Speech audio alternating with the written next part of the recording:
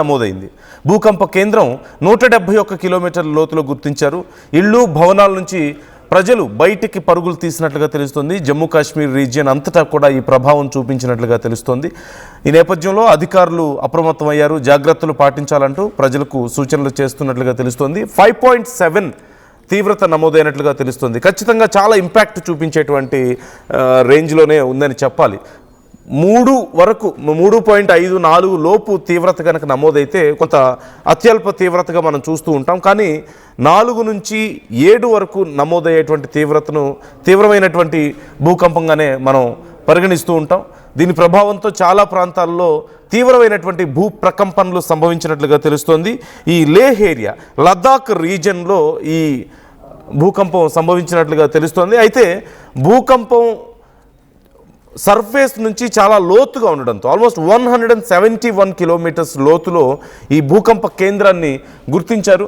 సహజంగా 20 లేదంటే 50 కిలోమీటర్ల లోతు వరకు భూకంపం కేంద్రం కనుక నమోదైనట్లయితే ఇంపాక్ట్ చాలా ఎక్కువగా ఉండేటువంటి అవకాశం ఉంది. అదృష్టవశాత్తు సుమారుగా 171 కిలోమీటర్ల లోతులో ఈ భూకంప కేంద్రం ఉండడం వల్ల 5.7 తీవ్రతతో అక్కడ నమోదైనట్లుగా మనకు సమాచారం అందుతుంది.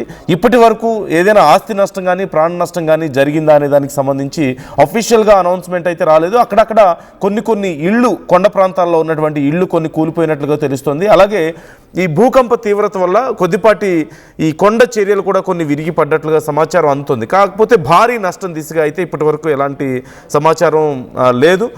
అయితే మరొకసారి వచ్చే అవకాశం ఏమైనా ఉందా అనే కోణంలో ఇప్పుడు అధికారులు అక్కడ అంచనాలు వేస్తున్నట్లుగా తెలుస్తుంది, అక్కడ విచారణ చేస్తున్నట్లుగా తెలుస్తుంది. ఇంకా దీనికి సంబంధించి పూర్తి స్థాయిలో డీటెయిల్స్ రావాల్సి ఉంది. మీరు చూస్తున్నారు, ఒకసారి అక్కడ మ్యాప్స్లో మీరు చూడొచ్చు, లేహ్ ప్రాంతంలో ఈ ఘటన, ఈ భూకంప కేంద్రాన్ని గుర్తించారు. దీనివల్ల అటు లదాఖ్, లేహ్ ప్రాంతంతో పాటుగా ఇటు జమ్మూ కాశ్మీర్ పరిసర ప్రాంతాల్లో కూడా దీని తీవ్రత 5.7గా నమోదైనట్లుగా తెలుస్తోంది. అయితే కొండ ప్రాంతం అవడంతో ఒకవేళ మరొకసారి అసలు ఈ భూకంపానికి కారణం ఏంటి అనేది కూడా విచారిస్తున్నారు. మనందరికీ తెలిసిందే, టెక్టానిక్ ప్లేట్స్ మూమెంట్స్ కారణంగా ఇవి చోటు చేసుకుంటూ ఉంటాయి. అయితే భారీగా అతి బరువైనటువంటి కొండలు ఉండేటువంటి ప్రాంతంలో కానీ లేదంటే ఈ చిన్న ద్వీపాలు ఉండేటువంటి ప్రాంతాల్లో సహజంగా ఇవి ఎక్కువగా వస్తూ ఉంటాయి. సో ఇప్పుడు జమ్మూ కాశ్మీర్ పరిసర ప్రాంతాల్లో ఒకవేళ కనుక ఇంతకు మించిన తీవ్రత నమోదైతే మాత్రం నష్టం భారీగా ఉండే అవకాశం ఉంది అని చెప్తున్నారు. ఎక్కడైనా ఏదైనా నష్టం జరిగిందా అనే కోణంలో ఇప్పుడు విచారణ అయితే అధికారులు చేస్తున్నారు. 5.7 తీవ్రత నమోదైంది. అయితే భూకంప కేంద్రం అత్యంత లోతులో ఉండడం వల్ల నష్టం తక్కువగా ఉందంటే అధికారులు చెప్తున్నట్లుగా తెలుస్తుంది. 171 కిలోమీటర్స్ డెప్త్లో ఉంది భూకంప కేంద్రం. దీనివల్ల నష్టం తక్కువగా ఉంది అంటే అధికారులు చెప్తున్నారు. ఒకవేళ కనుక ఇదే భూకంపం 50 కిలోమీటర్ల లోతులో కనుక సంభవించినట్లయితే, దాని కేంద్రం ఉన్నట్లయితే తీవ్రత చాలా ఎక్కువగా ఉండేది. అప్రాక్సిమేట్లీ 7 to 8 తీవ్రత వరకు నమోదై ఉండేది. దానివల్ల అత్యంత భారీ నష్టం జరిగి ఉండేది అంటూ చెప్తున్నట్లుగా సమాచారం అందుతుంది. అక్కడక్కడ కొన్ని చోట్ల కొన్ని కొండ చర్యలు విరిగిపడడం, కొండల మీద ఉన్నటువంటి ఇళ్ళు కొన్ని కూలిపోయినట్లుగా తెలుస్తుంది, పాత కట్టడాలు కొన్ని, అలాగే ఈ రోడ్లకు కొన్ని బీటలు వారడం ఇలాంటివి చోటు చేసుకున్నాయి. అయితే 11:51 సమయంలో ఈరోజు ఉదయం ఈ భూకంపం సంభవించింది. వెంటనే ఇళ్లలో ఉన్నటువంటి ప్రజలందరూ కూడా బయటికి పరుగులు తీశారు. ఒక్కసారిగా భూ ప్రకంపనలు సంభవించడంతో 5.7 తీవ్రత అనేది ఖచ్చితంగా చాలా నోటీస్ చేయగలిగినటువంటి తీవ్రతే.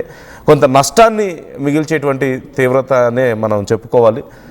3 లేదా 4 లోపు అంత తీవ్రంగా నమోదయ్యే పరిస్థితి ఉండదు.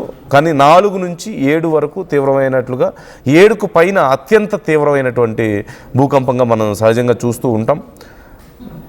దీనికి సంబంధించి ఇంకా డీటెయిల్స్ రావాల్సి ఉంది.